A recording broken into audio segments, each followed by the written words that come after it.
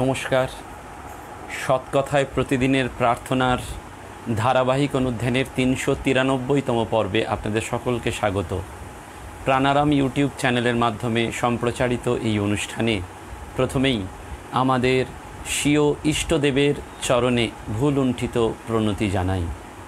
আমরা সৎকথায় প্রতিদিনের প্রার্থনায় এই যে ধারাবাহিক অনুধ্যানে নানান প্রসঙ্গে অনুধ্যান করার চেষ্টা করেছি মাত্র, কারণ যে সমস্ত জীবন, যে সমস্ত বিষয়, যে সমস্ত শিরোনাম নিয়ে আমরা আলোচনা করছি সেগুলি সবই অনন্ত, অতলান্ত তার গভীরতা। অনন্ত জীবন, অতলান্ত বিষয়বস্তুর গভীরতা এবং ভাবেরও প্রাবল্য। আমরা সেই জন্য শুধুমাত্র যেই সাধক সাধিকাদের জীবন বা মহাজীবনের কথা আলোচনা করেছি তাই নয়, পশু পাখিদের কথা আলোচনা করেছি, কুকুরের কথা আলোচনা করেছি, অধ্যাত্ম জীবনে কুকুর কতটা সঙ্গী হতে পারে, আমরা হনুমানের কথা আলোচনা করেছি। এবং এই সমস্ত আলোচনায় হয়তো সবটাই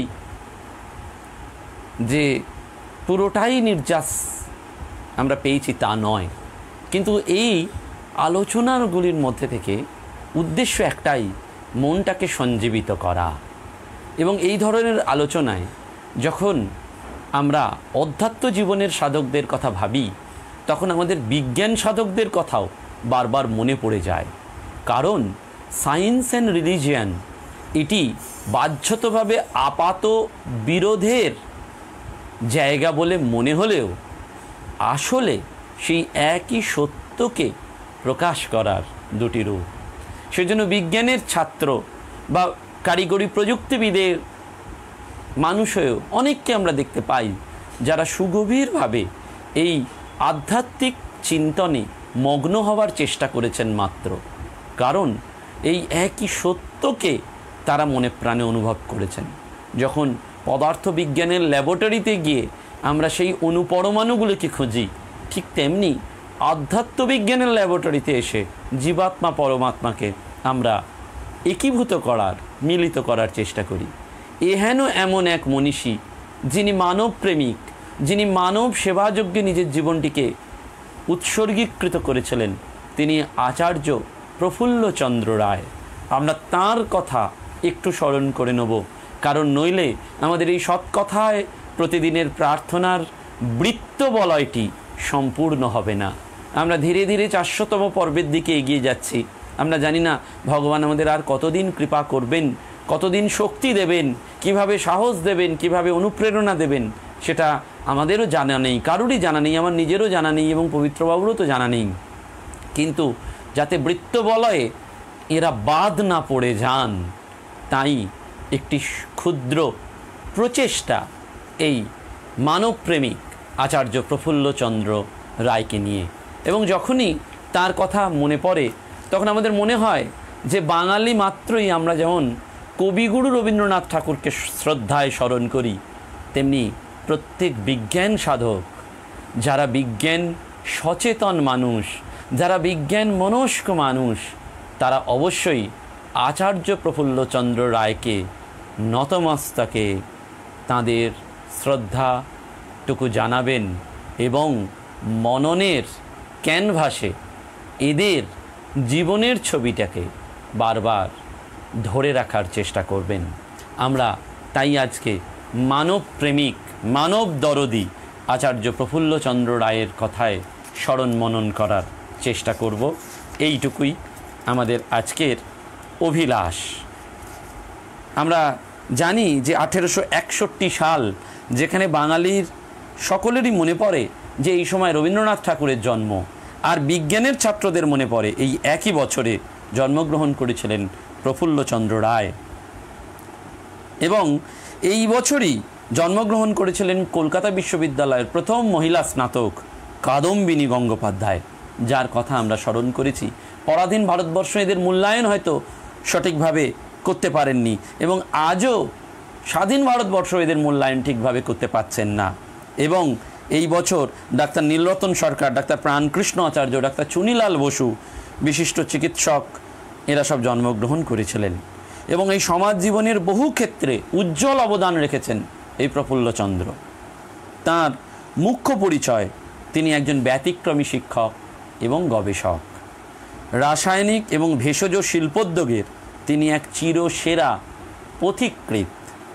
21 শতকের এমন একটি আদর্শ সময়ে আমরা দাঁড়িয়েছি যেখানে বিজ্ঞানী প্রফুল্লচন্দ্রের জীবন কথা আমাদের আদর্শ হিসাবে যদি সকলের ঘরে ঘরে পৌঁছে যায় তাহলে ভালো হয়। কেন আদর্শ? না, যে বাড়িতে তার জন্ম সেই বাড়ি জমিদারের বাড়ি। তার বাবার নাম ছিল হরিশ্চন্দ্র রায়চৌধুরী। বাবা পারিবারিক সূত্রে ভালোই অর্থ সম্পদের অধিকারী ছিলেন, কিন্তু একসময় যখন এলো এই রায়চৌধুরী পরিবারের রোজগার কমতে লাগলো। প্রফুল্লচন্দ্রকে জমিদার বাড়ির ছেলে বললে ভুল হবে না, তবে তিনি নামেই জমিদার পরিবার। ছোটবেলা থেকেই তিনি দেখলেন প্রফুল্লচন্দ্র যে যা পয়সা কড়ি রয়েছে সেটাকে নিজেদের জমিদারি বলা চলে না যখন, তখন পদবীর ভারটা তিনি বইতে চাইলেন না। নাম লিখলেন প্রফুল্লচন্দ্র রায়, অর্থাৎ ওই পদবীর থেকে কোথাও যেন চৌধুরীটা বাদ দিয়ে দিলেন। হ্যাঁ, তার বাবার পদবী ছিল রায়চৌধুরী, কিন্তু ছেলের পদবী হলো প্রফুল্লচন্দ্র রায়। দেওয়ান মানিকলাল রায়চৌধুরীর পুত্র আনন্দলাল রায়চৌধুরী, এই আনন্দলাল রায়চৌধুরীর পুত্রই ছিলেন হরিশ্চন্দ্র রায়চৌধুরী। তার পত্নী ছিলেন ভুবন মোহিনী দেবী, অর্থাৎ আচার্য প্রফুল্লচন্দ্র রায়ের মা। এবং হরিশ্চন্দ্র ভুবন মোহিনীর সংসারে 5 জন পুত্র এবং 2 কন্যার জন্ম হয়। তাদের নাম জ্ঞানেন্দ্রচন্দ্র, নলিনীকান্ত, প্রফুল্লচন্দ্র, পূর্ণচন্দ্র এবং বুদ্ধদেব। আর কন্যা 2 জন ছিলেন ইন্দুমতি এবং বেলামতি। এই বুদ্ধদেব এবং বেলামতি বেশি দিন বাঁচেননি, কিন্তু বাকিরা ছিলেন।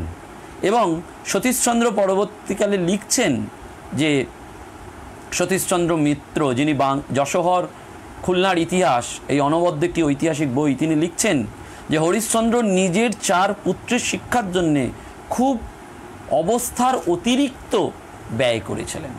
অর্থাৎ ছেলেদের তিনি এইভাবে মানুষ করতে চেয়েছিলেন, অতিরিক্ত ব্যয় করেছিলেন শিক্ষার জন্য। এবং যশোহর জেলার রারুলি গ্রাম, যেটা পরবর্তীকালে খুলনা জেলার সাথে যোগ হয়েছে, সেখানেই তার বাড়ি ছিল। রবীন্দ্রনাথের যেমন জীবন স্মৃতি, তেমনি প্রফুল্লচন্দ্রের ছিল আত্মচরিত। এই আত্মচরিত্রে বা আত্মচরিতে প্রফুল্লচন্দ্র লিখছেন যে পিতা হরিশ্চন্দ্র রারুলি গ্রামে যে স্কুল প্রতিষ্ঠা করেছিলেন সেখানেই তিনি 9 বছর পড়াশোনা করেছেন। 1866 সালে 5 বছর বয়সে তিনি গ্রামের বিদ্যালয়ে ভর্তি হন এবং পরবর্তীকালে তিনি গ্রামীণ পাঠশালা শেষ করে হেয়ার স্কুল এবং রারুলি থেকে ফিরে এসে অ্যালবার্ট স্কুলে ভর্তি হন। 1879 সালে অ্যালবার্ট স্কুল থেকে প্রবেশিকা পরীক্ষায় পাশ করে মেট্রোপলিটন ইনস্টিটিউশন অর্থাৎ বিদ্যাসাগর কলেজে ভর্তি হন এবং 1861 সালে ফার্স্ট আর্টস পরীক্ষায় তিনি পাশ করেন এবং এফএ পরীক্ষায় পাশ করে প্রফুল্লচন্দ্র এই একই কলেজে বিএ পড়তে যান।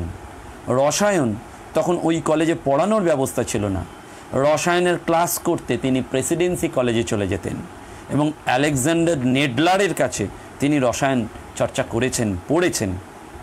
1885-তে প্রফুল্লচন্দ্র বিএসসি পাশ করেন এবং একই বিভাগে তিনি গবেষণার কাজ শুরু করেন।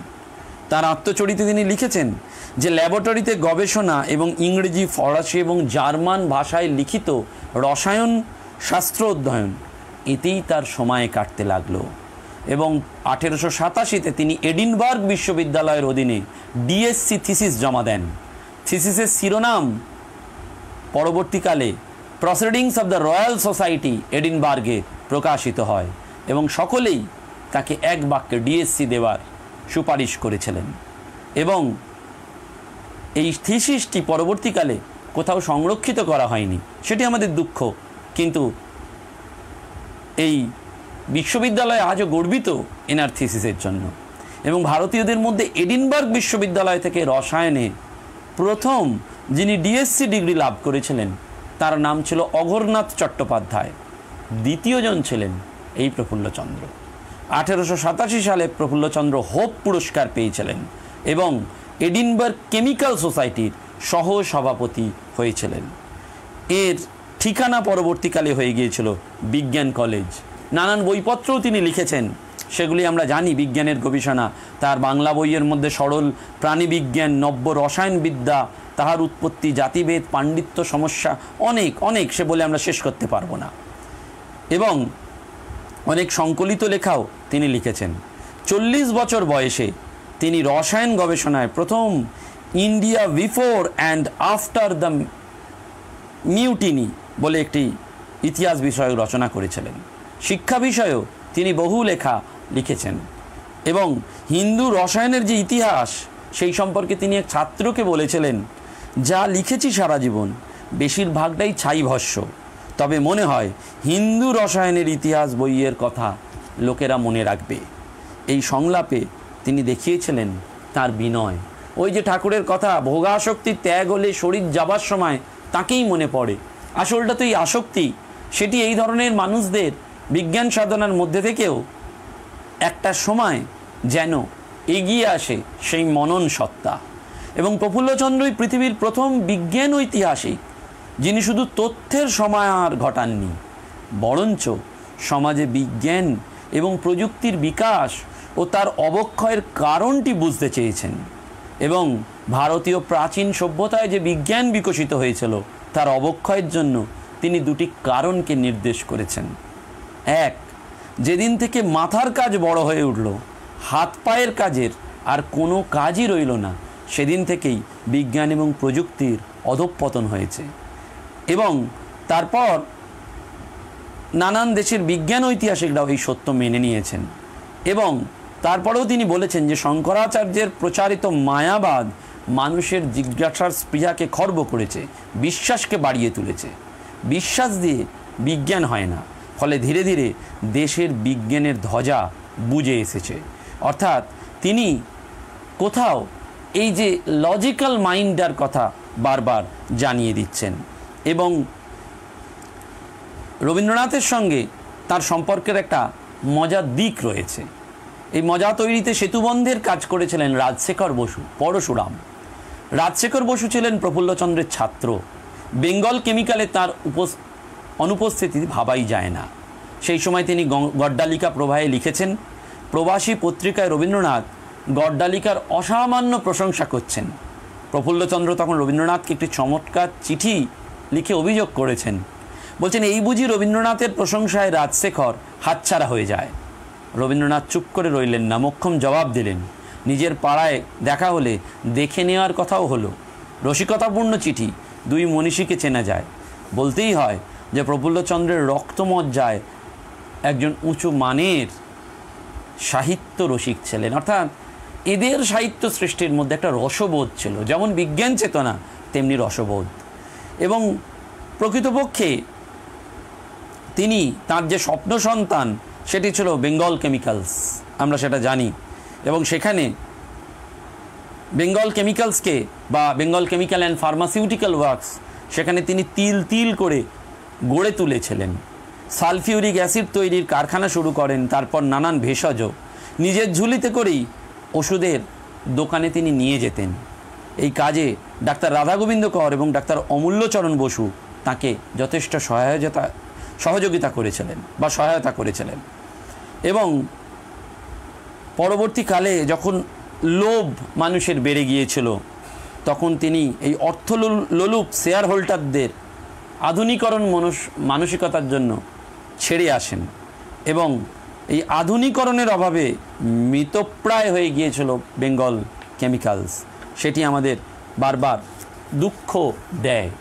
এই মানবপ্রেমিক প্রফুল্লচন্দ্রকে খুব সুন্দর করে একটি কথা লিখছেন। কীরকম বলা হচ্ছে যে, আমি প্রফুল্লচন্দ্রকে তার সেই আসনে অভিবাদন করতে চাই যিনি তার ছাত্রের চিত্তকে উদ্বোধিত করেছেন, কেবলমাত্র জ্ঞান দেননি, নিজেকে দিয়েছেন, যে দানের প্রভাবে সে নিজেকেই পেয়েছে। এই অসাধারণ জয়কীর্তিটি রবীন্দ্রনাথ ঠাকুর আচার্য প্রফুল্লচন্দ্র সম্পর্কে লিখেছেন।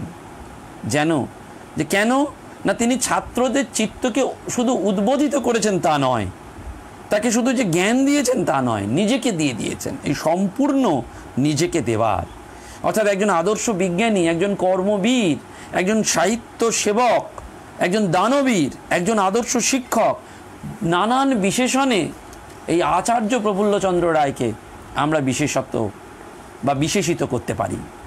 পণ প্রথা আমরা জানি যে সে যুগের একটা ভীষণ ব্যাধি ছিল, যেটা আজকের যুগে কলঙ্ক। এই প্রথা নারীর জীবনে অসহনীয় দুঃখ যন্ত্রণা ডেকে এনেছিল, তার ফলে অনেক ক্ষেত্রেই মৃত্যু ঘটেছে, আমরা সেসব ইতিহাস জানি। আচার্য প্রফুল্লচন্দ্র এই প্রথার কুফল সম্পর্কে নানানভাবে জাতিকে সচেতন করেছেন। একবার একটি ভাষণে তিনি বলেছিলেন, এই যে যুবকবৃন্দকে সম্মুখে দেখিতেছি, ইহাদের অনেকেই MA BA পড়িতেছে, বিবাহের বাজারে কাহারও 5-7 হাজারের কম পোষাইবে না। কত গরিব মেয়ের বাপ ইহাতে সর্বশান্ত হয়, কত ঘরে বিষাদের ছায়া পড়ে।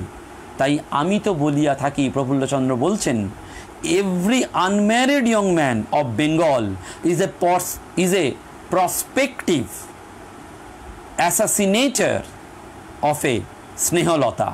অর্থাৎ প্রত্যেক অবিবাহিত বাঙালি যুবক একটি করিয়া স্নেহলতার হত্যাকারী, এই রকম ভাবে তিনি বলছেন।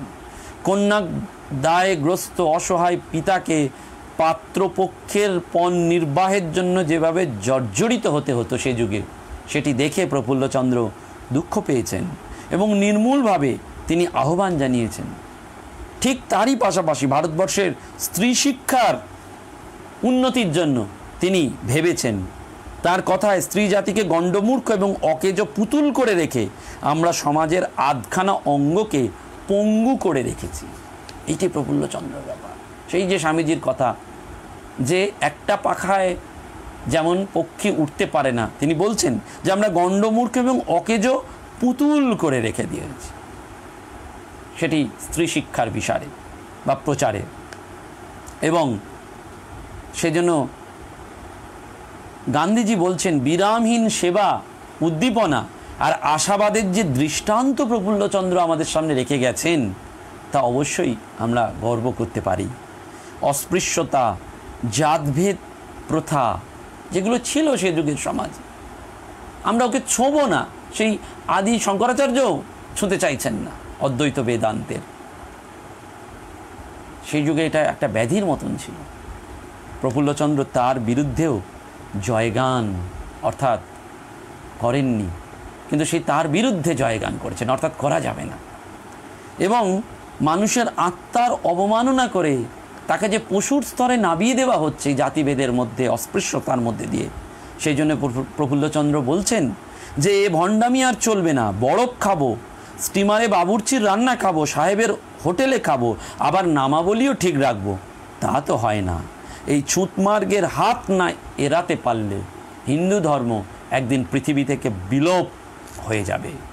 এবং সেই জন্য দেশের উন্নতির জন্য তিনি 3টি শর্ত দিয়েছেন। 3টি শর্ত প্রফুল্লচন্দ্র দিয়ে গেলেন, বিজ্ঞানী সাধক প্রফুল্লচন্দ্র। সেজন্য তাকে এই দেওয়ার মানুষটি আমাদের কাছে কোনো অংশে কম নন, কারণ তিনি বিজ্ঞান সাধনার মধ্যে দিয়ে, সাহিত্য রচনার মধ্যে দিয়ে, শিল্প প্রতিষ্ঠার মধ্যে দিয়ে দেশকে দিয়ে গেলেন। এই দেওয়াটাই তো স্পিরিচুয়ালিটি। সেজন্য তিনি দেশের উন্নতির জন্য 3টে প্রধান শর্ত রাখছেন। প্রথম শিক্ষা, দ্বিতীয় শিক্ষা এবং তৃতীয় শিক্ষা। বলছেন, শিক্ষা ভিন্ন পশুত্বে এবং মনুষ্যত্বে কোনো প্রভেদ নেই। আমি করজোরে প্রার্থনা করি, আপনারা প্রতিজ্ঞা করুন, শিক্ষা বিস্তারের জন্য প্রাণ করিবেন। আপনারা নিজেরাই নিজেদের উন্নতি আটকাইয়া রাখিয়াছেন। শিক্ষার বিস্তার করুন, উন্নতি ধ্রুব নিশ্চয়। এইটি আচার্য প্রফুল্লচন্দ্র রায় কি সুন্দর করে তিনি বলছেন। এবং দেশের প্রতিও তাঁর ছিল সুগভীর মমত্ব।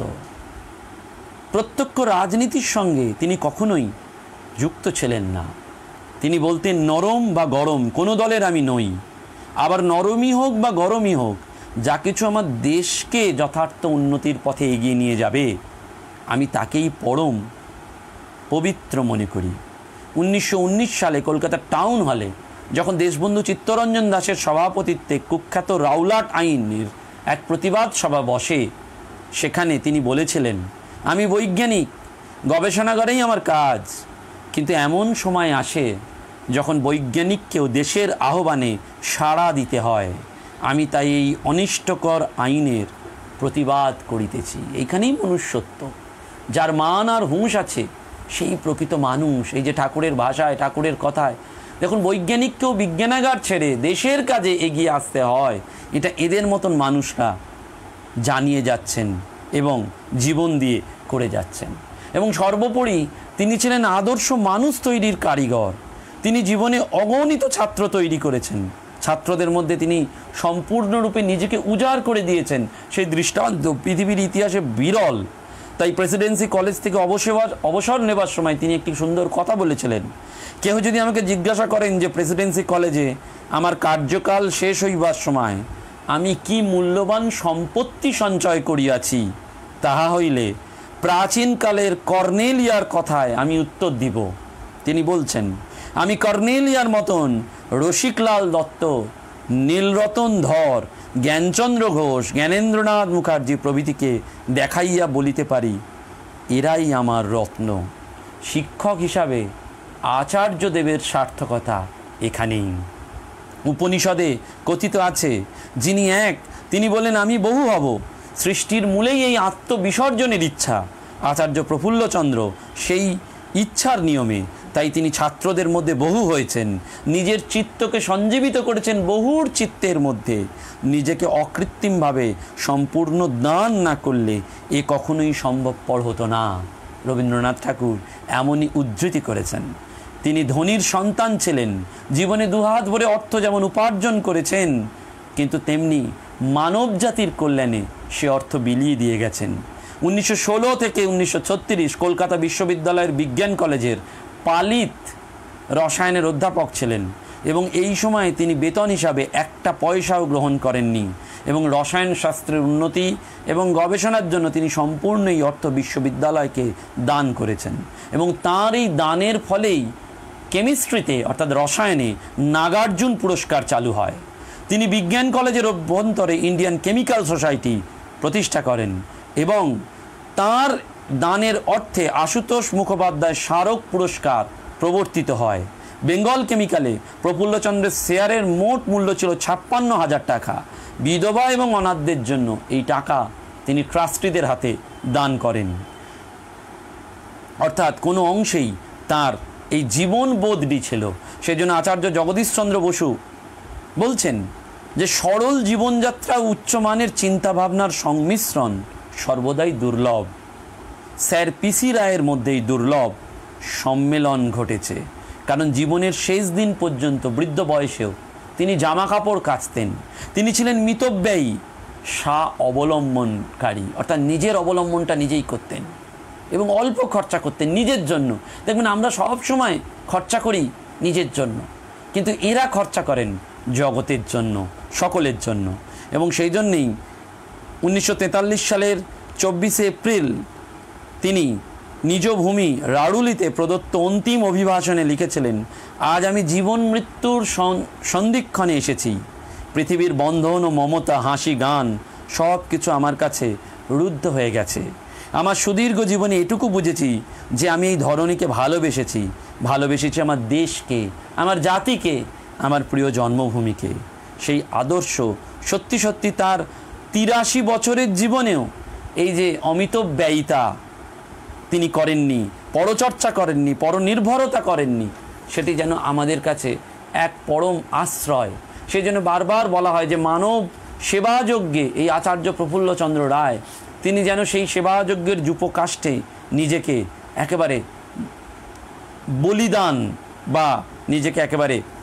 বলিদান বা যূপকাষ্ঠে আত্মসমর্পণটি করেছেন। এই যে মানব সেবার মধ্যে দিয়ে ঈশ্বর লাভ হয়, স্বামীজির যে কথা, সেইটি কিন্তু তিনি নিজের জীবনে দেখিয়ে দিয়েছেন।